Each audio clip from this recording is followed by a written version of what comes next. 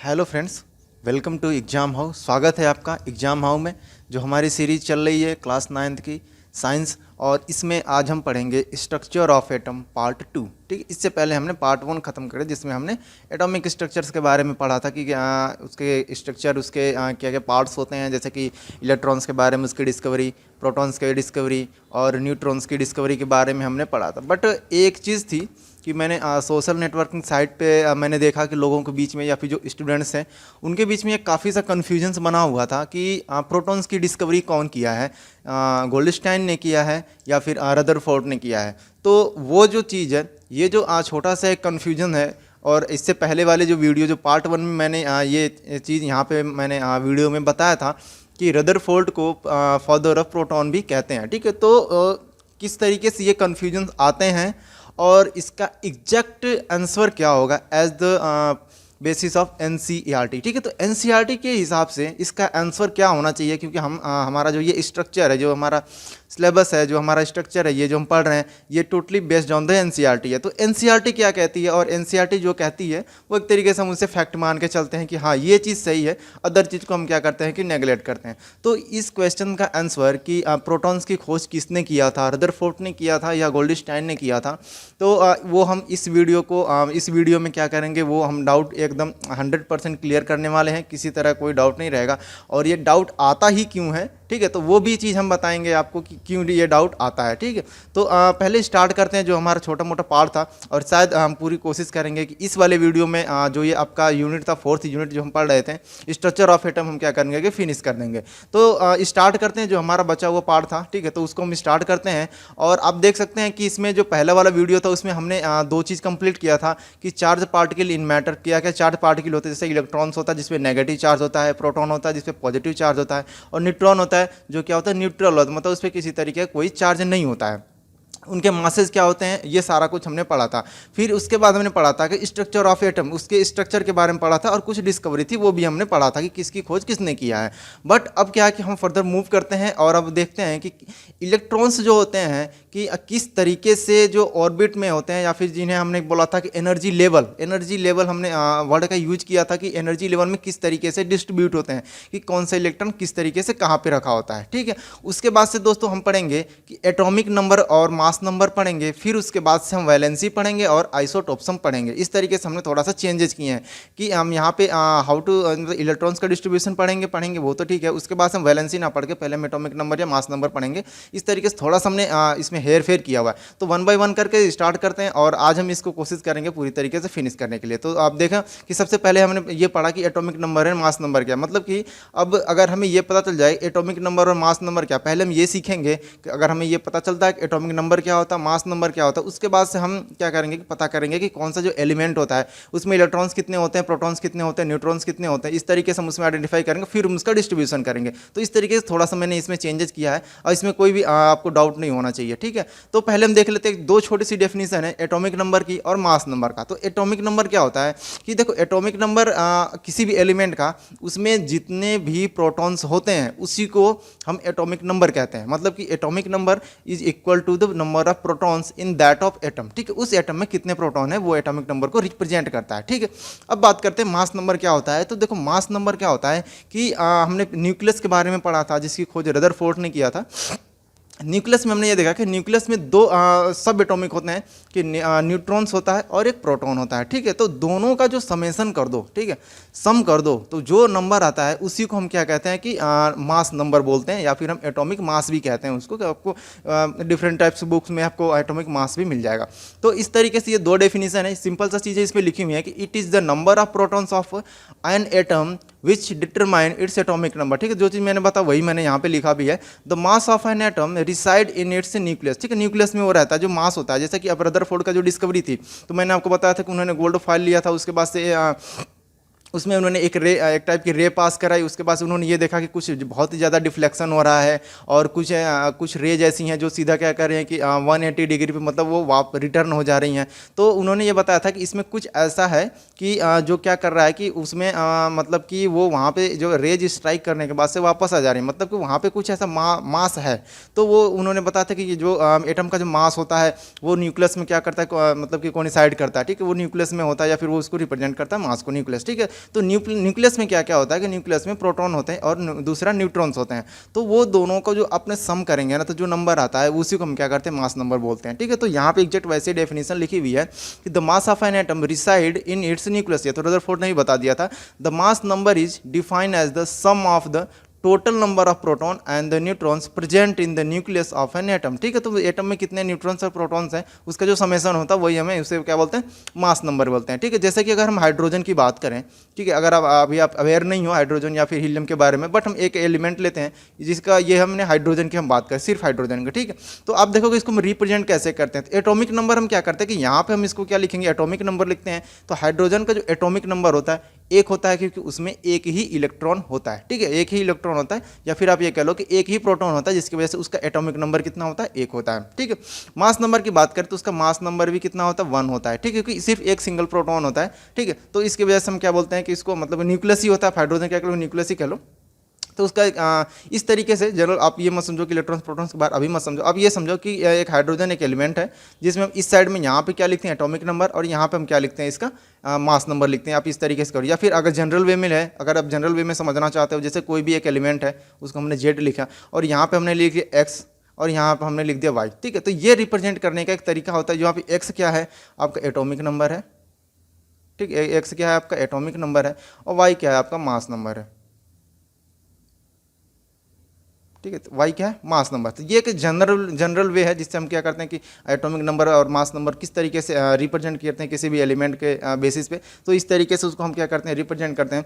Further देखते हैं और आगे क्या है कि किस तरीके से इलेक्ट्रॉन्स और प्रोटॉन्स डिस्ट्रीब्यूट होते हैं, और नील्स बोर ने मतलब इसके बारे में बताया था। तो उसको देखते हैं क्या क्या रूल्स हैं उन्होंने, क्या क्या मतलब किस तरीके से उन्होंने बताया था। ये हल्का फुल्का मैंने इसका जो डेफिनेशन था वो मैंने आपको इससे लास्ट वाले वीडियो में या फिर पार्ट 1 में मैंने आपको वो भी बता रखा था। ठीक है, तो कुछ रूल्स हैं। रूल्स क्या है, तो पहला रूल्स है, वो पहला रूल ये है कि the maximum number of electrons present in a shell is given by the formula. तो ये जो फार्मूला है, इस फार्मूले को ऐसे लिखो आप 2n का स्क्वायर। ठीक है, तो ये एक फार्मूला है जहाँ पे n क्या करता है, ऑर्बिट का नंबर या फिर एनर्जी लेवल को दर्शाता है। मतलब कि एनर्जी लेवल क्या, जैसे कि एनर्जी लेवल आपका 1 हो सकता है, 2 हो सकता है, 3 हो सकता है, या फिर k हो सकता है, l हो सकता है, m हो सकता है। ठीक है, m हो सकता है, n हो सकता है। इस तरीके से आप एनर्जी लेवल को हम क्या करते हैं, डिनोट करते हैं या फिर दर्शाते हैं। n क्या करता है, एनर्जी लेवल को दिखाता है। जब फिर 1 2 3 4 आप ऐसे करके लिख के तब आप ये कैलकुलेट करोगे कि इसमें कौन से ऑर्बिट में कितने इलेक्ट्रॉन्स या फिर कौन से सेल में कितने इलेक्ट्रॉन्स उसमें पुट होंगे या फिर रखे जाएंगे। ठीक है, अब बात करते हैं कि अगर किसी ऑर्बिट में, ऐसा तो नहीं है कि सिंगल ऑर्बिट में हम सारे का सारे इलेक्ट्रॉन्स रख दें, ऐसा तो नहीं है।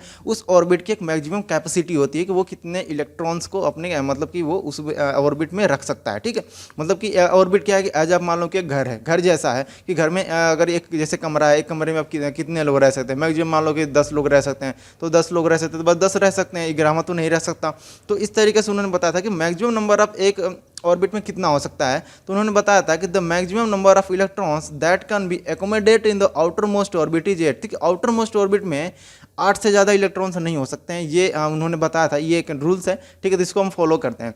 तो और जो थर्ड रूल्स है, थर्ड रूल उन्होंने ये बताया था कि electrons are not accommodate in given shell unless the inner shell are filled. मतलब कि अगर एक सेल यहाँ पे बनी हुई है, अगर इसमें फिल हो गए सारे इलेक्ट्रॉन, ठीक है, तभी इस जो अदर इलेक्ट्रॉन्स होंगे वो दूसरे वाले सेल में फिल होंगे, अदरवाइज नहीं होंगे। मतलब कि पहले ये इसको फिल करेंगे, उसके बाद ये इस वाले में आएंगे। ठीक है, एक बार मैं फिर से आपको समझाता हूँ किस तरीके से भरेंगे। जैसे कि कोई भी एक ये हमने ले लिया, ये एक ऑर्बिट है। ठीक है, ये एक दूसरा ऑर्बिट हमने इसको इस तरीके से बना लिया, इस तरीके से अभी से ऑर्बिट। ठीक है, तो ये बन गया ऑर्बिट। अब अगर बात करें कि यहाँ पे एक न्यूक्लियस है, ठीक है, इस तरीके से न्यूक्लियस है। अब इलेक्ट्रॉन्स को हमें मतलब कि इसमें रिप्रेजेंट करना, तो जो थर्ड वाला रूल कहता है वो ये कहता है कि जब तक इस वाले सेल्स में, इस वाले ऑर्बिट में पूरे इलेक्ट्रॉन्स फिल नहीं हो जाएंगे, तब तक कोई भी इलेक्ट्रॉन इस वाले ऑर्बिट में नहीं जाएगा। मतलब कि ये रेस्ट्रिक्शन है, ये कानून है इलेक्ट्रॉन के लिए, जिसको फॉलो करना पड़ता है। ठीक है, सम अदर एक्सेप्शंस हैं जिनको अभी हम नहीं पढ़ेंगे। मतलब कि कुछ ऐसे हैं जो इस नियम को फॉलो नहीं करते हैं। जैसे कि अब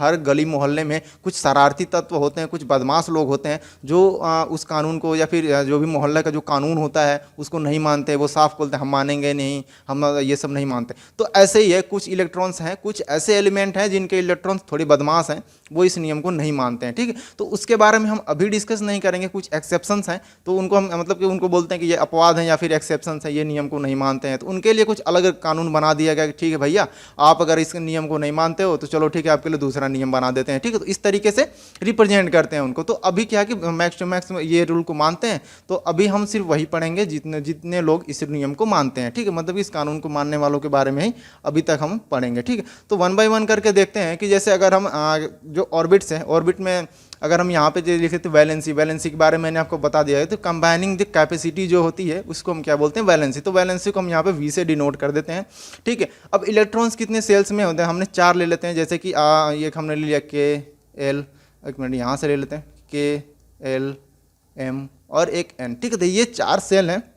यहाँ पे n = 1 2 3 4 भी कर सकते हो आप, और ये वैलेंसी को हमने v लिखा, ठीक है। मतलब कि कैपेसिटी होती है कंबाइनिंग की, अगर कि कितनी तेज़ी से वो किसी मतलब कि एलिमेंट से वो रिएक्ट कर सकता है, तो इस तरीके से उसको मतलब डिनोट करते हैं, ठीक है। अब यहाँ पे लिखा हुआ है एटॉमिक नंबर लिखा हुआ है, यहाँ पे क्या है, एटॉमिक नंबर लिखा हुआ है, ठीक है। मतलब एटॉमिक नंबर क्या है कि जितने इलेक्ट्रॉन्स होते हैं, ठीक है। मतलब एटॉमिक नंबर मैंने आपको बताया था कि एटम्स में जितने प्रोटॉन्स होते हैं वो उतना ही क्या होता है, एटॉमिक नंबर होता है, वही एटॉमिक नंबर होता है, ठीक है।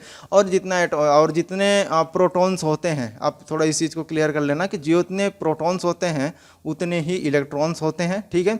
और जो मास नंबर होता है वो क्या होता है आपका, ये कि न्यूट्रॉन्स प्लस आप न्यूट्रॉन्स प्लस प्रोटॉन कर दो तो वो आपका मास नंबर आ जाता है। तो एक बार हम इन चीज़ों को एक बार बता देते हैं आपको कि अगर हमें मास नंबर फाइंड करना हुआ, ठीक है, मास नंबर, तो मास नंबर इक्वल टू हो जाएगा आपका कि number of proton plus number of neutron, ठीक है। तो ये हम मास नंबर इस तरीके से हम कैलकुलेट करते हैं कि नंबर ऑफ प्रोटॉन, और जो नंबर ऑफ प्रोटॉन होता है उतना ही कितना होता है, नंबर ऑफ इलेक्ट्रॉन,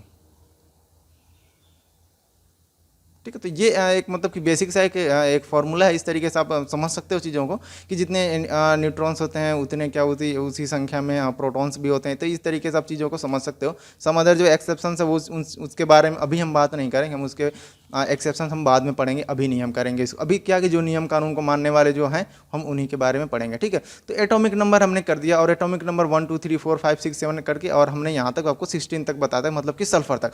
उसके बाद जैसे ही आप 18 या 19 एटॉमिक नंबर से बात की बात हम करने लगते हैं, तो वहाँ से एक्सेप्शन आने शुरू हो जाते हैं, ठीक है। मतलब कि वो जो बदमाश तत्व हैं वो वहाँ पे आने शुरू हो जाते हैं। तो अभी हम क्या करेंगे, जो नियम कानून को मानते हैं हम उनकी बात करेंगे। अब यहाँ पे हाइड्रोजन है, हाइड्रोजन का एटॉमिक नंबर 1 है, और उसमें क्या है कि सिर्फ और सिर्फ एक ही इलेक्ट्रॉन है, ठीक है। तो अगर एक इलेक्ट्रॉन है तो इसको किस तरीके से हम रिप्रेजेंट करेंगे, तो हम आपको यहाँ पे फिर से एक बार इसको इरेज करके हम बताते हैं कि जैसे ये हमारा क्या हो जाए, न्यूक्लियस है, ठीक है। और ये हो है हमारा पहला सेल, मतलब के, ये हो गया आपका एल, और ये हो गया आपका एम, और ये हो गया आपका एन, ठीक है। तो ये इतने सेल हैं, हम इसको लिख देते हैं यहाँ पे। ये हो गया आपका एन है ये, ठीक है। ये हो गया आपका एम, ये हो गया एल, और ये हो गया आपका के, ठीक है। तो के एल एम एन, ये 4 सेल हमने यहाँ पे बना दिया। और ये अगर हम बात करें कि हाइड्रोजन, हाइड्रोजन के पास अब सिर्फ तो एक ही इलेक्ट्रॉन है, मतलब कि यहाँ पे एटॉमिक नंबर इसका 1 है, मतलब इतने ही इसके पास प्रोटॉन है तो इतने ही इलेक्ट्रॉन होंगे। तो एक ही इलेक्ट्रॉन हमारे हाइड्रोजन जी के पास हैं, इनके पास बस एक इलेक्ट्रॉन है। तो अब रूल्स क्या कहता है, बोर्स रूल्स ये कहता है कि अगर हमें इलेक्ट्रॉन्स को प्रेजेंट करना है तो कितने एक सेल में इलेक्ट्रॉन्स आएंगे, ये एनर्जी लेवल पर डिपेंड करता है, और जिसको हम रिप्रेजेंट करते हैं एन से। एन क्या है कि एनर्जी लेवल का नंबर क्या है, ठीक है। तो पहले हम देखते हैं कि जो पहले जो के में कितने मैक्सिमम इलेक्ट्रॉन आएंगे। तो के की अगर हम बात करें तो के इक्वल टू 1 हो जाएगा, और यहाँ पर आ जाएगा 2, ठीक है। एल इक्वल टू कितना हो जाएगा 2, एम इक्वल टू कितना हो जाएगा 3, और एन इक्वल टू कितना हो जाएगा 4, ठीक है। तो इस तरीके के 4 हम अभी 4 के बारे में बात करेंगे। ये मैक्सिमम इसी में सारा कुछ सिमट जाता है, ठीक है। तो के में कितने मैक्सिमम इलेक्ट्रॉन आएंगे, तो मैक्सिमम इलेक्ट्रॉन्स की संख्या के वाले सेल में 2 होनी ही चाहिए, ठीक है। तो अभी हम बात करें हाइड्रोजन की, तो हाइड्रोजन के पास तो सिर्फ और सिर्फ एक ही इलेक्ट्रॉन है, तो मतलब कि वो के वाले सेल में एक इलेक्ट्रॉन्स भर जाएगा, आ जाएगा, और यहाँ पे सारे ये खाली हो जाएंगे, ठीक है। अब बात करते हैं वैलेंसी। वैलेंसी क्या है कि जो आउटर मोस्ट ऑर्बिट है, ठीक है। अब इसमें क्या है कि सिर्फ और सिर्फ हाइड्रोजन के पास के है, तो इसका आउटर मोस्ट ऑर्बिट आपका हो गया के में जितने इलेक्ट्रॉन्स होते हैं उनको हम क्या कहते हैं कि वैलेंस इलेक्ट्रॉन बोलते हैं, ठीक है। के में जितने इलेक्ट्रॉन हैं, ठीक है, या फिर आउटर मोस्ट ऑर्बिट में जितने इलेक्ट्रॉन होते हैं किसी भी एलिमेंट के, हम उसको क्या बोलते हैं, वैलेंसी बोलते हैं, ठीक है। तो इसकी वैलेंसी कितनी हो गई, इसकी वैलेंसी हो गई आपकी 1, ठीक है। अब ये 1, इसकी वैलेंसी क्या हो गई, 1 हो गई, ठीक है। चलो नेक्स्ट हम बात करते हैं हाइड्रोजन के बाद हमारा नेक्स्ट जो एलिमेंट आता है वो आता है आपका हीलियम, ठीक है। हीलियम का एटॉमिक नंबर कितना है कि 2 है, ठीक है। हीलियम का एटॉमिक नंबर कितना है 2 है। तो अब 2 एटॉमिक नंबर है, इसका मतलब कि इलेक्ट्रॉन्स हैं हीलियम के पास 2 हैं। और यहाँ पे आप देखो कि के वाले जो सेल है इसमें मैक्सिमम इलेक्ट्रॉन 2 तो आ जा रहे हैं। तो अब ये क्या करेगा कि सोचेगा कि यार हमारे पास तो 2 इलेक्ट्रॉन है और के पास हमें के में ही जाना पड़ेगा क्योंकि अभी इसके पास खाली है जगह, ठीक है। तो यहाँ पे दोनों इलेक्ट्रॉन के वाले ऑर्बिट में आ जाएंगे और बाकी ये किसी में नहीं रहेंगे और इसकी जो वैलेंसी हो जाएगी ये 0 हो जाएगी, ठीक है। अब 0 क्यों हो जाएगी इस चीज़ को हम थोड़ा सा समझते हैं। जैसे कि अभी आपने देखा कि हाइड्रोजन की जब हम बात कर रहे थे तो हाइड्रोजन क्या है कि इसके पास एक इलेक्ट्रॉन है। तो ये क्या करता है, अगर ये इसने एक इलेक्ट्रॉन किसी को दे दिया, ठीक है, या फिर ये एक इलेक्ट्रॉन किसी को दे दिया, मान लो कि इसके पास 1 रुपये हैं और इसके पास होने चाहिए कितने, 2 रुपये। के में मैक्सिमम हमारे पास कितने इलेक्ट्रॉन्स भरेंगे, 2 इलेक्ट्रॉन, लेकिन 2 तो है नहीं इसके पास, एक खाली है। तो या तो ये एक ले ले या तो ये एक दे दे, ठीक है। अब समझो कि के में मैक्सिमम इलेक्ट्रॉन्स की संख्या 2 है, होना ही चाहिए, 2 से ज़्यादा नहीं होगा तो 2 होना चाहिए। अगर ये किसी के साथ रिजेक्ट करता है या तो किसी के साथ ये कंबाइन करता है या किसी के साथ ये हाइड्रोजन अगर भाईचारा बनाना चाहता है तो इसको क्या करना होगा, या तो ये एक इलेक्ट्रॉन ले ले उस वाले एलिमेंट से या फिर तो एक इलेक्ट्रॉन ये दे दे। तो इनमें से कोई एक ही करेगा, ठीक है। तो एक लेगा या तो एक दे देगा या फिर शेयरिंग करेगा, मतलब कि शेयर भी कर सकता है। वो चीज़ें हम बाद में पढ़ेंगे, अभी हमारे सिलेबस में नहीं है। तो आप इतना समझो, या तो एक ले सकता है या तो एक दे सकता है, ठीक है। तो इसलिए क्या कि अगर एक लेना देना, एक ले सकता है या एक दे सकता है, तो इसी को हम क्या बोलते हैं, वैलेंसी बोलते हैं। और इसी को हम क्या बोलते हैं, कंबाइनिंग कैपेसिटी। तो ये क्या करता है, अपना एक लेगा या एक देगा तो इसकी वैलेंसी कितनी होगी, 1 होगी। बट जैसे ही हम हीलियम की बात कर रहे थे, हीलियम क्या है कि हीलियम के पास तो 2 हैं, मतलब ये कहता भाई हम तो भर गए हैं, हमारा पेट भरा हुआ है, हमें किसी से कोई लेना देना नहीं है, हम किसी के साथ जुड़ने वाले नहीं हैं। तो ये क्या हो जाए, ये फ्री है, आज़ाद है, ये किसी के साथ भाईचारा नहीं बनाएगा। जैसे फॉर एग्जांपल कि अगर आप मार्केट जाते हो और आपको एक ऐसा मतलब सामान खरीदना है या फिर कुछ ऐसा खरीदना है जिसकी कॉस्ट है 100 रुपये है और आपके पास बस 50 रुपये हैं, ठीक है, आपके पास बस 50 रुपये हैं, तो आप क्या करोगे, कैसे खरीदोगे। आप सोचोगे यार या तो हम 50 रुपये किसी से ले लें या तो किसी को दे दें।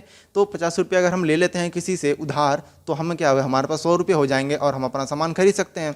तो इसी तरीके से क्या हाइड्रोजन भी यही सोचता है, यार हमारे पास अगर एक और आ जाता तो हमारा पेट भर जाता और हम क्या हो जाते हैं कि हम मतलब कि सेटिस्फाई हो जाते या फिर हम रुक जाते, अब हमें किसी से कुछ मांगना नहीं पड़ता, ठीक है। बट हीलियम के पास क्या है, हीलियम के पास जितना चाहिए उसके पास है, उसको किसी से मांगने की जरूरत नहीं है, ठीक है।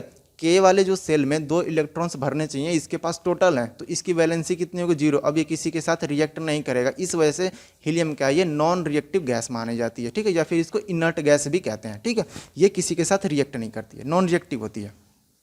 नेक्स्ट हम बात करें हाइड्रोजन के बाद, नेक्स्ट हमारे पास आता है लिथियम। तो लिथियम की बात करें, अब लिथियम के पास तो 3 आ गए यार। हमने तो पढ़ा था कि के में सिर्फ 2 ही इलेक्ट्रॉन, ज़्यादा से ज़्यादा 2 इलेक्ट्रॉन हो सकते हैं। अब तो के पास तो 2 होंगे, बट 1 इलेक्ट्रॉन बचेगा, वो कहाँ जाएगा। तो पहले जो आप रूल्स याद करो कि पहले इसमें क्या बोला था कि electrons are not accommodated in a given shell unless the inner shell are filled, मतलब कि पहले के भर जाना चाहिए। तो ये क्या करेगा, इसके पास लिथियम के पास 3 इलेक्ट्रॉन हैं। अब ये क्या करेगा, के को ये 2 दे देगा कि अब तुम्हारी भाई कैपेसिटी सिर्फ 2 की है, तो के को तो इसने 2 दे दिया, अभी इसके पास 1 इलेक्ट्रॉन बच गए। तो एक क्या करेगा, ये एल को दे देगा कि अब तू रख ले एल, एक तू रख ले, ठीक है। अब एल के पास 1 इलेक्ट्रॉन, अब 1 इलेक्ट्रॉन में तो एल खुश है नहीं, तो एल के पास कितने इलेक्ट्रॉन होने चाहिए। तो अब एल का देखो यहाँ पे जो एनर्जी लेवल है या फिर सेल नंबर है वो कितना है, 2 है। अब हम इस रूल्स के हिसाब से या फिर यहाँ पे आप देखो इस रूल्स के हिसाब से अगर हम देखें तो एल के पास कितने मैक्सिमम इलेक्ट्रॉन होने चाहिए, तो एल के पास कितने होने चाहिए, एन की वैल्यू 2 रख दो, तो एल के पास होने चाहिए मैक्सिमम इलेक्ट्रॉन। अब यहाँ पे मैं एक बार थोड़ा सा क्लियर करके यहाँ पे लिख देता हूँ कि के पास कितने इलेक्ट्रॉन मैक्सिमम होने चाहिए, 2। एल के पास कितने हो जाएंगे, अब अगर एन की वैल्यू आप 2 रखो तो 2 इंटू 2 तो ये आपका हो जाएगा 8, मतलब एल के पास 8 इलेक्ट्रॉन्स मैक्सिमम होंगे।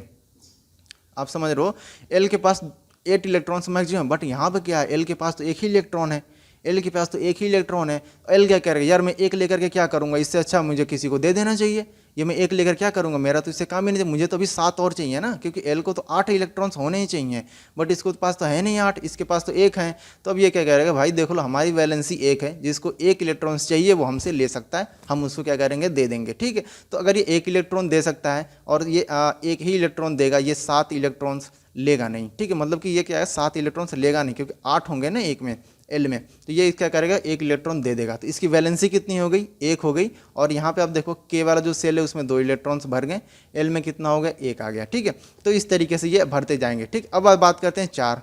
यहाँ पे यार 4 आ गए। अब यहाँ इसके पास तो कितने इलेक्ट्रॉन्स हो गए, 4 इलेक्ट्रॉन है। 4 इलेक्ट्रॉन कैसे भरेंगे, तो सिंपल सा है। अब देखो कि यहाँ पे L की मैक्सिमम कितनी है, यहाँ पे मैं ब्रैकेट में लग दूँ, S की मैक्सिमम कितनी होगी, 2 होगी, इसकी कितनी होगी, 8 होगी। यार L की K के पास तो 2 होंगे ही होंगे, मतलब इसको K को 2 इलेक्ट्रॉन देना ही पड़ेगा, क्योंकि जब तक ये K को 2 नहीं देगा तब तक ये L के पास नहीं जाएगा। ठीक है, K को तो इसने 2 दे दिया, बचा कितने हैं इसके पास, 2 इलेक्ट्रॉन्स और इसके पास बचे हैं। तो अब ये 2 इलेक्ट्रॉन किसको दे देगा, भाई L को ले लो, तुम ले लो, हमें इससे अब कोई मतलब नहीं है। ठीक है, तो अभी 2 इलेक्ट्रॉन्स दे दिया इसने, L को दे दिया। L के पास 8 इलेक्ट्रॉन्स होने चाहिए, बट L को सिर्फ मिले 2। तो L क्या करेगा, L गुस्से में बोलेगा भाई मुझे ये 2 भी मत दो, ये हम वैलेंसी में दिखा देते हैं और क्या करेंगे हम किसी और को भी दे सकते हैं। तो इसकी वैलेंसी कितनी हो जाएगी, 2। मतलब ये 1 इलेक्ट्रॉन ये 2 इलेक्ट्रॉन रखना पसंद नहीं करेगा।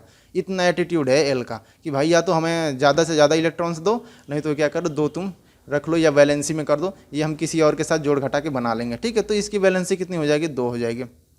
नेक्स्ट बात करते हैं बोरॉन की। अब बोरॉन के पास भी कितने हैं, 5 है, तो मतलब 2 तो इसको देगा ही दोगा, ये 2 तो K को देगा। अभी इसको देगा ये 3 इलेक्ट्रॉन। ठीक है, इसको कितना देगा, 3 इलेक्ट्रॉन। अभी भी आप देखो L को 8 इलेक्ट्रॉन चाहिए, हैं 3, मतलब कि इसकी वैलेंसी कितनी हो जाएगी, 3। ठीक है, नेक्स्ट कार्बन की बात करें, कार्बन के पास भी 6 इलेक्ट्रॉन। तो 6 इलेक्ट्रॉन कैसे ये देगा, पहले तो ये K को देगा 2 इलेक्ट्रॉन, K का काम हो गया।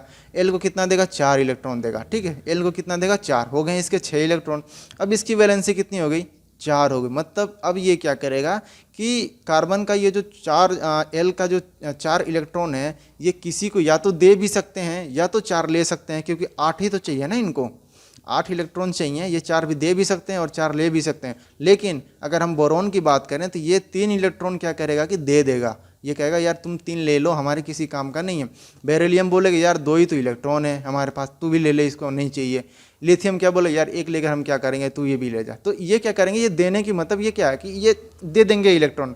बट कार्बन क्या सोचेगा, यार हमारे पास तो कार्बन में जो L वाला जो सेल है, ये सोचेगा यार 4 इलेक्ट्रॉन तो है ही, हमें 4 और मिल जाएंगे तो हम क्या करेंगे कि हमारा 8 पूरा हो जाएगा। बट यहाँ पे ये क्या कर सकता है, या तो 4 दे भी सकता है कि रख लो 4, बट ये 4 ले भी सकता है। तो इसकी मतलब देना लेना दोनों ये कर सकता है, लेकिन बोरॉन सिर्फ देगा, बेरिलियम ये भी सिर्फ दे देगा, लिथियम ये भी देगा। तो इस तरीके की टेंडेंसी होती है कि कौन दे सकता है इलेक्ट्रॉन और कौन इलेक्ट्रॉन ले सकता है। ठीक है, तो इस तरीके अगर 4 से कम इलेक्ट्रॉन है, ठीक है, किसी भी सेल में या फिर L सेल की बात करें, 4 से कम इलेक्ट्रॉन है तो इसका मतलब वो दे देगा, इलेक्ट्रॉन क्या करेगा, वो दे देगा। बट अगर 4 से ज़्यादा है तो सोचेगा यार अगर हमारे 4 से ज़्यादा है ही या 4 हैं तो इससे अच्छा कि हम ले ही लेते हैं। तो इस तरीके से ये अपना मतलब कि ये भाईचारा अपना निभाते रहते हैं या फिर डिस्ट्रीब्यूशन चलता रहता है। नाइट्रोजन में कितने हैं, 7 हैं, तो इसमें भी K में 2 हो जाएंगे, यहाँ पे भी 5 हो जाएगा। अब यहाँ पे ये जो 5 होगा तो आउटर मोस्ट ऑर्बिट में तो इसके 5 इलेक्ट्रॉन आ गए। ठीक है, आउटर मोस्ट ऑर्बिट में इससे कितने इलेक्ट्रॉन आ गए, 5 इलेक्ट्रॉन्स आ गए। अब ये क्या करके इसकी वैलेंस इलेक्ट्रॉन तो इसके 5 हो गए, बट वैलेंसी कितनी होगी इसकी, वैलेंस इलेक्ट्रॉन और वैलेंसी में अगर कोई कन्फ्यूजन है तो मैं आपको बता दूं कि वैलेंस इलेक्ट्रॉन उसको कहते हैं कि जो आउटर मोस्ट ऑर्बिट, ठीक है, जैसे कि यहाँ पे अगर 7 इलेक्ट्रॉन हैं तो ये आउटर मोस्ट ऑर्बिट तो L हो गया। ठीक है, यहाँ पे अगर हम समझें कि यहाँ पे तो ये यहाँ के 2 इलेक्ट्रॉन से इसको भर जाएंगे। ठीक है, यहाँ पे अगर क्या है कि इस वाले सेल में 2 इलेक्ट्रॉन तो भर गए यहाँ पे, बट अभी क्या कितने इसको और देने हैं, कितने देने, 5 इलेक्ट्रॉन। 5 इलेक्ट्रॉन अब क्या करेगा ये, इस यहाँ पे आएगा L में क्या करेगा, 5 इलेक्ट्रॉन देगा। ठीक है, 2 3 4 और 5 इलेक्ट्रॉन ये क्या करेगा, दे देगा। अगर इसको 3 और मिल जाते हैं तो इसका क्या हो जाएगा, ऑक्टेट हम उसको बोलते हैं, 8 इलेक्ट्रॉन इसके पूरे हो जाते हैं, पूरा ये 8 इलेक्ट्रॉन हो जाते हैं। तो ये क्या करेगा कि 3 ले लेगा। तो जो ये आउटर मोस्ट ऑर्बिट इसके इस वाले केस में अगर हम बात करें नाइट्रोजन वाले केस में, आउटर मोस्ट ऑर्बिट कौन सा हुआ, L हुआ।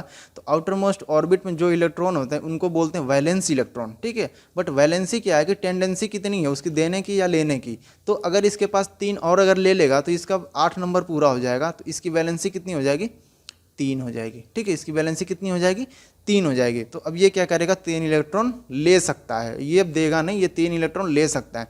नेक्स्ट अगर हमारे पास नेक्स्ट एलिमेंट है ऑक्सीजन की हम बात करें तो ऑक्सीजन में क्या करेगा, ये 2 इलेक्ट्रॉन तो K को देगा। ठीक है, उसके बाद ये यहाँ पे 6 इलेक्ट्रॉन दे देगा। ठीक है, 6 इलेक्ट्रॉन। अब इसकी वैलेंसी कितनी हो जाएगी, अब ये 6 इलेक्ट्रॉन किसी को दान नहीं करेगा, ये देगा नहीं, ये बोलेगा भाई जो भी आना है हमें 2 इलेक्ट्रॉन दे कर ही आओ। तो यहाँ पे इसकी वैलेंसी कितनी हो जाएगी, 2 हो जाएगी। ठीक है, तो ये 2 इलेक्ट्रॉन ले सकता है, ये 6 इलेक्ट्रॉन अपना देगा नहीं, इसके पास ज़्यादा इलेक्ट्रॉन हो गए। ठीक है, नेक्स्ट हम बात करते हैं फ्लोरीन की। ठीक है, फ्लोरीन का, तो फ्लोरीन का क्या है कि फ्लोरीन के पास तो 9 इलेक्ट्रॉन है, तो ये भी क्या करेगा, 9 इलेक्ट्रॉन में क्या करेगा, यहाँ पे क्या K L M N और वैलेंसी को हमने V से डिनोट किया था, ठीक है। तो K में तो 2 इलेक्ट्रॉन आएंगे ही आएंगे, ठीक है। K में कितने इलेक्ट्रॉन आएंगे, 2 तो आएंगे ही आएंगे, इसके पास तो इसका तो पूरा हो जाएगा 2 इलेक्ट्रॉन। बट L के पास कितने इलेक्ट्रॉन आएंगे, आपके आ जाएंगे 7 इलेक्ट्रॉन, ठीक है। L के पास कितने आएंगे, 7 इलेक्ट्रॉन आएंगे और इनके पास कुछ नहीं रहेगा। अब यार इसको 8 इलेक्ट्रॉन चाहिए थे और इसके पास 7 इलेक्ट्रॉन है, तो ये सोचेगा कि यार हम 1 इलेक्ट्रॉन अगर ले लेंगे तो हमारा 8 नंबर पूरा हो जाएगा। तो इसकी वैलेंसी कितनी हो गई, 1 हो गई, क्योंकि ये 1 इलेक्ट्रॉन जैसे ही लेगा इसका ऑक्टेट पूरा हो जाएगा, या फिर उसको हम जो बोलते हैं ऑक्टेट बोलते हैं, ठीक है। फिर नियोन के पास कितने 10 हैं। अब ये क्या करेगा, यहाँ पे 2 करेगा, यहाँ पे 8 करेगा, मतलब कि K का भी पूरा हो गया, L का भी पूरा हो गया, M और N में कुछ नहीं जा रहा, तो इसकी वैलेंसी कितनी, अब इसको ना तो चाहिए, ना तो किसी को देगा, ना तो किसी को लेगा, यार इसके पास तो पूरे हैं, इसकी वैलेंसी हो जाएगी 0, ठीक है। इसकी वैलेंसी कितनी हो जाएगी, 0। और नियोन को क्या बोलते हैं, इसको भी बोलते हैं इनर्ट गैस बोलते हैं, ठीक है। ये इनर्ट गैस होती है, इनर्ट गैस इसको बोलते हैं, क्योंकि ये किसी के साथ रिएक्ट नहीं करेगी। क्यों नहीं, क्योंकि वैलेंसी हम किसको बोलते हैं कि combining the power of combining capacity, ठीक है। तो अब यहाँ के इसके पास क्या कोई वैलेंसी नहीं है, इसको ये किसी को देना लेना इसका किसी से कोई मतलब नहीं है, तो ये क्या करेगा, इस ये न्यूट्रल है, वे भाई हम जैसे वैसे ठीक है, तो इसी को हम बोलते हैं इनर्ट गैस बोलते हैं, ठीक है। ये गैस होती है इसलिए इसको इनर्ट गैस बोलते हैं। फिर उसके बाद आते हैं सोडियम, भाई साहब आते हैं। सोडियम क्या कहता है, यार हमारे पास तो 11 इलेक्ट्रॉन है, हम कैसे कैसे दें। तब ये क्या करेगा ना, 2 तो इसको दे देगा, ये के बोलेगा यार देख तेरे पास 11 इलेक्ट्रॉन है, 2 तू मुझे दे दे। एल बोलेगा यार अभी भी तेरे पास बच गए कितने, 9 इलेक्ट्रॉन, 8 तो तू मुझे दे ही दे, तो 8 इलेक्ट्रॉन तो इसको दे दिया। एम बोलेगा अभी तेरे पास यार 1 बचे हैं, तो क्या करेगा तू, 1 मुझे दे दे, तो 1 इलेक्ट्रॉन ये किसको दे देगा, एम को दे देगा, ठीक है। तो इस तरीके से ये डिस्ट्रीब्यूशन होगा, 1 इलेक्ट्रॉन किसको दे देगा, एम को दे देगा। अब बात करें अगर वैलेंसी की, इसके पास वैलेंसी कितनी होगी, यार अब देखो इसके पास 1 इलेक्ट्रॉन है, तो एम 1 इलेक्ट्रॉन लेकर क्या करेगा, ये सोचेगा यार रहने दे, तू ले जा 1 इलेक्ट्रॉन, ये हमारी वैलेंसी है, तो 1 इलेक्ट्रॉन क्या होगा, वैलेंसी होगी, ठीक है, 1 इसकी वैलेंसी होगी। नेक्स्ट हम मैग्नीशियम की बात करते हैं। तो मैग्नीशियम भी इसके पास 12 है, तो के क्या बोलेगा, यार तू 2 मुझे दे दे। एल बोलेगा यार 8 मुझे दे दे। एम बोलेगा जो बचा खुचा तेरे पास 2 वही दे दे मुझे। तो ये क्या करेगा, 2 इसको दे देगा। अब ये देखो कि एम के पास कितने इलेक्ट्रॉन होने चाहिए, ये हम देखते हैं कि अगर हम एम की बात करें तो एम कितने नंबर पर आता है, तीसरे नंबर पर आता है। और इस वाले जो फॉर्मूला में है एन की इक्वल टू अगर आप 3 रखोगे तो 2 × 3 का स्क्वायर करो तो कितना आ जाएगा, हमारे पास 18 आ जाएगा, ठीक है। तो m की कितनी वैल्यू हो जाएगी, 18 हो जाएगी। मतलब m जो सेल है इसमें मैक्सिमम इलेक्ट्रॉन्स 18 आ सकते हैं, मतलब ये बड़ा घर है, इसमें 18 इलेक्ट्रॉन्स आ सकते हैं, ठीक है। तो यहाँ पे आप लिख लें, हम यहाँ पे लिख देते हैं ताकि कोई किसी तरह का आपको कन्फ्यूजन ना हो। तो यहाँ पे 18 इलेक्ट्रॉन्स आ सकते हैं। अब यहाँ पे 2 इलेक्ट्रॉन है, इससे क्या लेना देना यार, कोई 2 इलेक्ट्रॉन लेकर हम क्या करेंगे। तो ये क्या बोलेगा, यार तू 2 रख ले, किसी हम रख लेते हैं, इसको हम किसी को दे देंगे। तो ये क्या करेगा, 2 इलेक्ट्रॉन, इसकी वैलेंसी हो जाएगी, ठीक है। सिंपल सा, सारे इसी तरीके से ये भरते जाएंगे। 13 को आप कैसे भरोगे, यहाँ पे 2 करो, यहाँ पे 8 करो और यहाँ पे फिर 3 कर दो, ये 0 हो जाएगा, ठीक है। इसकी वैलेंसी कितनी हो जाएगी, 3 हो जाएगी, ठीक है। 14 नंबर है, मतलब कि 14 इलेक्ट्रॉन्स हैं, तो 2 इसको दे देगा, 8 इसको दे देगा और कितने बचे, 4 इसको दे देगा। अब यहाँ पे इसकी वैलेंसी कितनी हो जाएगी, 4 हो जाएगी। तो इस तरीके से ये मतलब कि भरते जाएंगे, ठीक है। नेक्स्ट हमारे पास है फॉस्फोरस है। फॉस्फोरस है 15, मतलब इसके पास 15 इलेक्ट्रॉन है। यहाँ पे 2 कर लो, यहाँ पे 8 कर लो, हो गए 15। ये कितना हो जाएगा, इसका 3 भी हो जाएगा, ये 5। इसकी क्या है कि ये थोड़ा सा ये क्या करता है, मतलब यहाँ पे आप स्टार मार्क कर लो, ये क्या करेगा कि 3 ले भी सकता है या 5 दे भी सकता है। तो इसकी एक टेंडेंसी है, ठीक है, 3 ले भी सकता है तो और 5 दे भी सकता है। तो इसकी वैलेंसी कितनी हो गई, 3 या 5 हो गए, ठीक है। तो इस तरीके से लिखें। सल्फर कितना है, सल्फर है हमारे पास 16 इलेक्ट्रॉन है।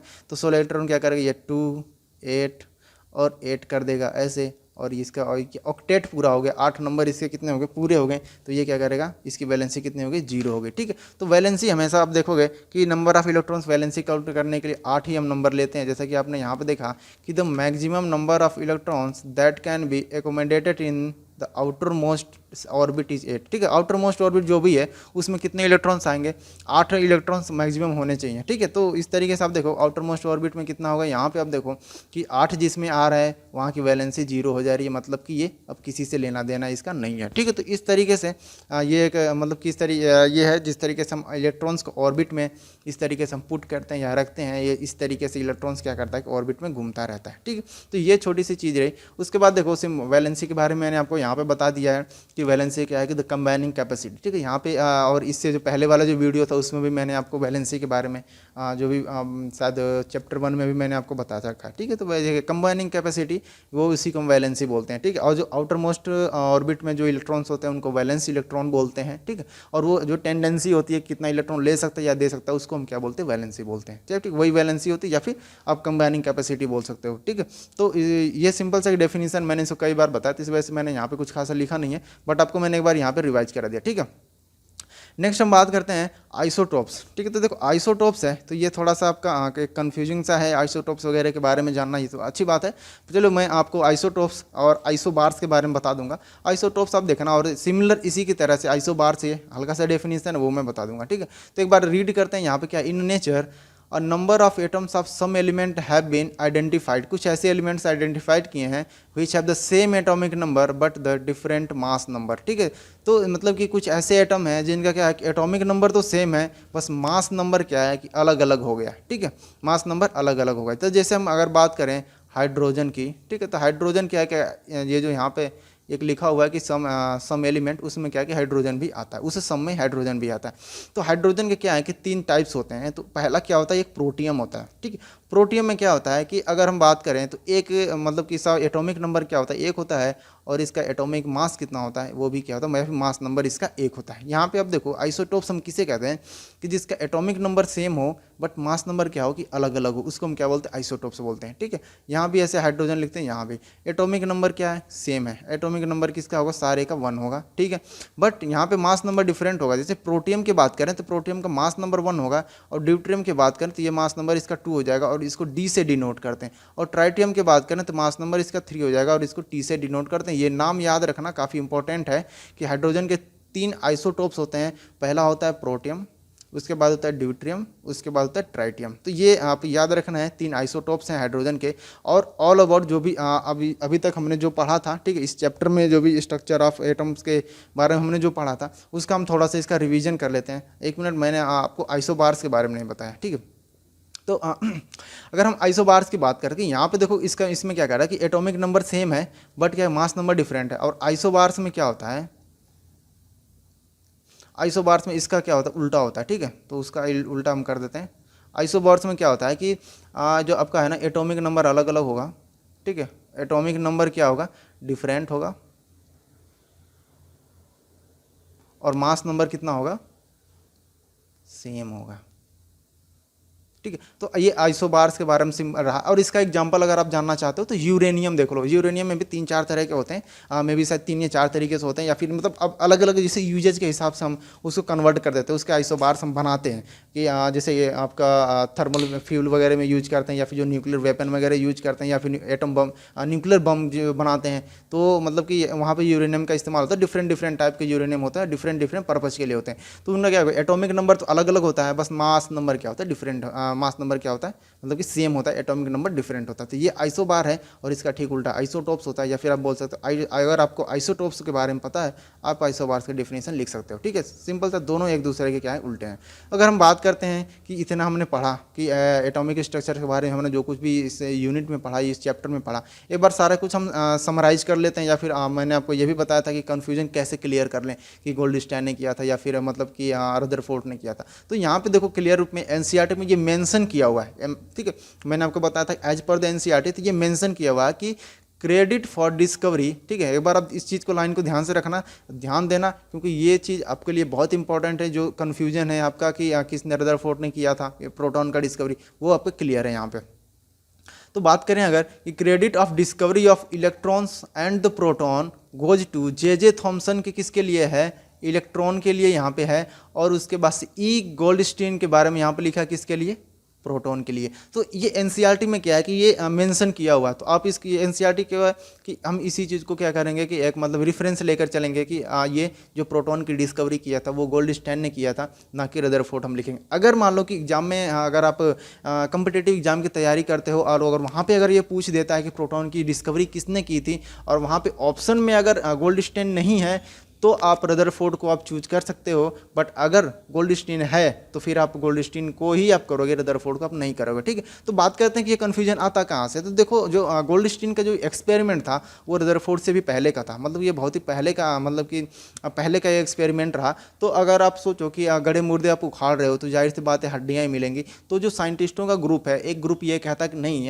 प्रोटॉन की डिस्कवरी रदरफोर्ड ने किया था, और एक ग्रुप ये कहता है कि नहीं प्रोटॉन की डिस्कवरी गोल्डस्टाइन ने किया था। बट अगर हम एनसीईआरटी लेवल पे पढ़ रहे हैं, एनसीईआरटी से पढ़ रहे हैं, तो जो एनसीईआरटी में लिखी हुई बातों को हमें मानना होगा, और जो प्रोटॉन की डिस्कवरी की तो हम ये मानेंगे कि डिस्कवरी ऑफ प्रोटॉन गोल्डस्टाइन ने किया था, और हमारा इसी को हम क्या करेंगे कि रेफरेंस लेकर के चलेंगे। ठीक है, इससे पहले वाले वीडियो में मैंने आपको रदरफोर्ड के बारे में बता रखा था कि द फादर ऑफ प्रोटॉन है रदरफोर्ड, हम उसे कहते हैं। तो ये क्या एक कन्फ्यूजन है, कन्फ्यूजन इसीलिए है क्योंकि गड़े मुर्दे हम उखाड़ रहे हैं और इन दोनों लोगों का जो एक्सपेरिमेंट रहा है, ठीक है, तो थोड़ा सिमिलर रहा है, तो इस वजह से थोड़ा सा कन्फ्यूजन आ जाता है। बट अब क्या करना है, आपका कन्फ्यूजन ये क्लियर है, प्रोटॉन की डिस्कवरी आप गोल्डस्टीन को याद रखोगे, बस इज दैट क्लियर। ठीक है, इतना आपका मतलब क्लियर होना चाहिए। उसके बाद से जे थॉमसन की बात किए थे हमने। जे थॉमसन में क्या कहते हैं कि वो उन्होंने ये बताया था कि एक वो तरबूज वाले जो मैंने बात आपको बताई थी कि तरबूज को उन्होंने क्या पूरा पॉजिटिव ले लिया था, और उन्होंने बताया था कि इलेक्ट्रॉन इसमें एम्बेडेड होते हैं या फिर मतलब फिक्स होते हैं, इलेक्ट्रॉन जो मूव नहीं करते हैं। तो ये जो जे थॉमसन का था। बट उसके बाद से जो रदरफोर्ड है, रदरफोर्ड ने एक एक्सपेरिमेंट किया जिसमें अल्फा पार्टिकल के बारे में हमने बात किया था कि उन्होंने एक एक्सपेरिमेंट किया था, और उन्होंने इसमें ये बताया था कि वो जो वापस आ जा रहे हैं जो अल्फा पार्टिकल हैं, तो न्यूक्लियस की वजह से आ जा रहे हैं, वहाँ पे न्यूक्लियस जैसी कोई चीज़ होती है। तो रदरफोर्ड ने ही आपको डिस्कवरी, जो अगर न्यूक्लियस की डिस्कवरी की बात करते हैं तो वो रदरफोर्ड को मतलब इसका क्रेडिट जाता है। उसके बाद मैंने बात किया था रदरफोर्ड के एक और मॉडल के बारे में हमने बात किया था कि Rutherford model of the atom propose that very thin nucleus is, ठीक, अभी मैंने जो बताया वही चीज़ यहाँ पे लिखी हुई है कि nucleus is present inside the atom and electrons revolve around this nucleus. ठीक है, मतलब न्यूक्लियस के अराउंड क्या होता है कि इलेक्ट्रॉन्स क्या घूमते रहते हैं, और वो किस वजह से घूमते रहते हैं, वो बाउंड रहते हैं इलेक्ट्रोस्टैटिक फोर्स की वजह से। तो ये आप याद रखना, किस फोर्स की वजह से, तो इलेक्ट्रोस्टैटिक फोर्स की वजह से वो क्या इलेक्ट्रॉन्स बाउंड रहते हैं। ठीक है, the stability of the atoms could not be explain by this model. ठीक है, तो इतना अच्छे से इन्होंने एक्सप्लेन नहीं किया था इस मॉडल को, इन्होंने मतलब स्टेबिलिटी नहीं बता पाया था कि किस तरीके से स्टेबल होता है। तो ये अदर मतलब कि आगे चल के किसी और साइंटिस्ट ने इस चीज़ को मतलब डिफरेंट साइंटिस्ट ने इसको एक्सप्लेन किया था। ठीक है, तो अब बात करते हैं कि नील्स बोर आते हैं, वो क्या बताते हैं कि एटम वाज मोर सक्सेसफुल। उन्होंने ये बताया कि जो मतलब कि नील्स बोर थे, उनका जो एटॉमिक मॉडल था उनका थोड़ा सा मतलब कि सक्सेसफुल रहा। अभी जो हम पढ़ रहे थे वो नील्स बोर का ही हम पढ़ रहे थे कि उन्होंने ये किस तरीके से बताया था इलेक्ट्रॉन किस तरीके से डिस्ट्रीब्यूट होंगे। ठीक,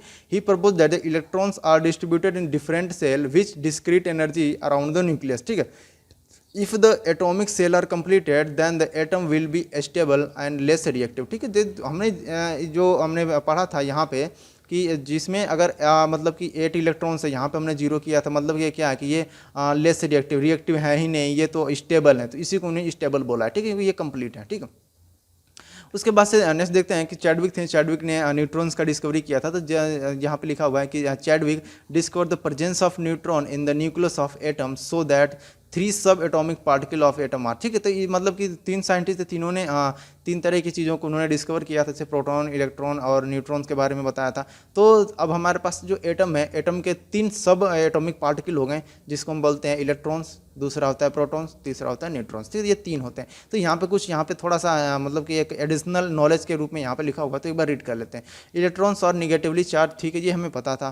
प्रोटॉन और पॉजिटिवली चार्ज, ये भी हमने बताया था आपको, और न्यूट्रॉन्स हैव नो चार्ज, ये तीनों चीज़ मैंने आपको बता दिया था। ठीक है, the mass of an electrons is about 1/2000। ठीक है, 1/2000 times the mass of hydrogen atom. तो ये बता रखा है कि इलेक्ट्रॉन के मास के बारे में भी हमने इससे पहले इससे जो पार्ट 1 हमने पढ़ा था, तो हमने बताया था इलेक्ट्रॉन का मास कितना होता है। ठीक है, तो वो ये वही चीज़ यहाँ पे लिखी हुई है। The mass of proton and neutron is taken as 1 unit each. ठीक, तो इस तरीके से यहाँ पे इन्होंने जे चैडविक ने इस तरीके से चीज़ों की बताया था, और उन्होंने न्यूट्रॉन्स की डिस्कवरी की थी। इसका क्रेडिट जे चैडविक को या फिर जे चैडविक को जाता है। और फिर इस तरीके से जो 3 सब एटॉमिक पार्ट्स हो गए, तो इस तरीके से हमने इसको डिफरेंट करके रीड किया। ठीक है, फिर उसके बाद बात करते हैं कि shell of an atom are designed as a KLMNO। ठीक, इस तरीके से ये क्या हो जाएंगे, बढ़ते चले जाएंगे, और इस तरीके से हमने जो सेल्स होते हैं उनको एक नाम दे रखा है। ठीक है, valency is the combining capacity of atom, ये चीज़ मैंने आपको 2-3 बार मैं आपको बता चुका, लगभग 2-3 वीडियो में मैंने ये आपको बता दिया। ठीक है, the atomic number of the element is the same as the number of proton in the nucleus of its atom. ठीक है, तो ये भी मैंने आपको बताया कि जो एटॉमिक नंबर होता है वो कितना होता है कि जितना उस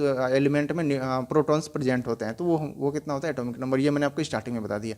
the mass number of an atom is equal to the number of nucleus in its nucleus, ठीक है। तो न्यूक्लियंस, ठीक है, तो ये न्यूक्लियंस इसलिए लिखा है क्योंकि प्रोटॉन्स प्लस आप न्यूट्रॉन्स की बात कर रहे हैं यहाँ पे, उसको न्यूक्लियंस बोल रहा है यहाँ पे, ठीक है। तो ऐसी कोई दिक्कत नहीं। आप ये मतलब कि जो मास नंबर है वो क्या होता है कि summation of protons and neutrons, ठीक है। तो ये आप सिंपल सी ये चीज़ याद रखो। Isotopes are atoms of the same element which have the different mass number. मैंने आपको इससे पहले ही आइसोटोप्स के बारे में भी बता दिया। Isobars are the atom having the same mass number but the different atomic number, ठीक है। इसका मैंने आपको एग्जांपल के तौर पर यूरेनियम के बारे में आपको बता रखा था, डिफरेंट मतलब कमर्शियल यूज में है यूरेनियम के, ठीक है। तो elements are defined by the number of protons they possess. तो इस तरीके से कि जो ये शायद स्टेटमेंट ये इनकम्प्लीट रहा तो आप इसको मतलब छोड़ देना, कोई दिक्कत नहीं है।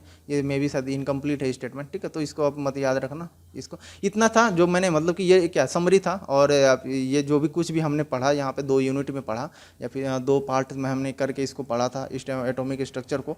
तो इस चीज़ों का भी ध्यान रखना। और अगर आप हमारे चैनल पर नए हो तो आप इस चैनल को सब्सक्राइब कर लो, शेयर कर दो। और इसके बाद से हम पढ़ेंगे कि कुछ बायोलॉजी के पार्ट्स हैं, उसको हम क्या करेंगे, अभी नहीं पढ़ेंगे, बट इसके बाद से हम क्या पढ़ेंगे, जैसा कि मैंने आपको बताया था कि मैंने सोशल नेटवर्किंग पे देखा कि लोगों को, बहुत बच्चों को कन्फ्यूजन है कि स्पीड का, ठीक है, स्पीड, उसके बाद से वेलोसिटी, इसमें बड़ा कन्फ्यूजन है। और उसके बाद से एक और क्वेश्चंस मैंने देखा था, किसी लड़के ने पूछा था कि आपका एक्सेलरेशन, उसके बाद से डी एक्सेलरेशन। तो acceleration, D acceleration, speed, velocity. तो एक हम क्या करेंगे, इसके बाद से हम जो वेलोसिटी या फिर स्पीड जो इसके बाद से यूनिट है आपकी या फिर इसी नाम से है, तो उसको हम क्या करेंगे, कंटिन्यू करेंगे, या फिर उससे पहले अगर कोई यूनिट होगा तो हम उसको करेंगे, ठीक है। तो अब हम क्या करेंगे कि इसके बाद से जो मोशन, शायद कोई चैप्टर नाम है, अब मुझे ठीक से याद नहीं है, तो उसको बाद से हम ये सब स्टार्ट करेंगे जिसमें हम ये चीज़ें सारे इंक्लूड करेंगे। और ये चीज़ें आप इस वीडियो को मतलब मिस मत करना। अब ये जो हम वीडियो मोशन के बारे में आपको बताएंगे तो उस वीडियो को आप मिस मत करना। इसमें जो भी speed, velocity, acceleration, D acceleration, gravitation और जो ग्रेविटेशनल एक्सेलरेशन, सब कुछ हम आपको यहाँ पे एक वीडियो में, सिंपल से एक वीडियो में मतलब क्लियरिफाई कर देंगे। जो भी वेक्टर क्वांटिटी है, स्केलर क्वांटिटी है, तो इन सारी चीज़ों को हम कवर करेंगे। हर चीज़ को बहुत ही अच्छे से एक्सप्लेन करके आपके सामने प्रेजेंट करेंगे। और मे भी मुझे पूरा मतलब कॉन्फिडेंस है आपको जरूर समझ में आएगा। तो अगर आप इस चैनल पर भी नए हैं, अगर आपने अभी तक सब्सक्राइब नहीं किया तो आप इसे सब्सक्राइब कर लें और अपने फ्रेंड के साथ इसको शेयर करें, ताकि जो हमारे व्यूवर्स हैं, जो हमारे फैमिली मेम्बर्स हैं, वो थोड़ी उनकी संख्या बढ़े, ठीक। तो ये चीज़ें आपको करनी है, इतना कर लीजिए। और आज के लिए बस इतना ही रहने देते हैं।